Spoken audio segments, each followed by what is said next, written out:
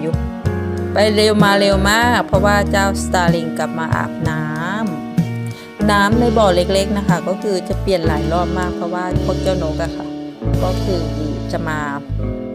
อาบน้ำอย่างเงี้ยค่ะอาบน้ำไม่ได้อาบเฉยๆนะ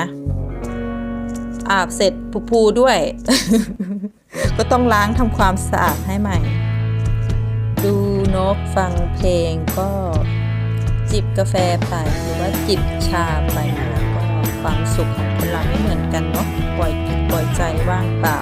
ดูชมนกชมไม้ดูนกอาบน้ำเนี่ยค่ะก็มีความสุขเพลิดเพลินไปอีกแบบนึงค่ะอาหารนกนะคะแต่ละครั้งที่ไปซื้อมาให้ก็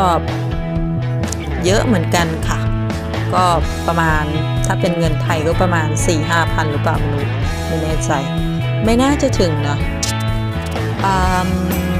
ประมาณ2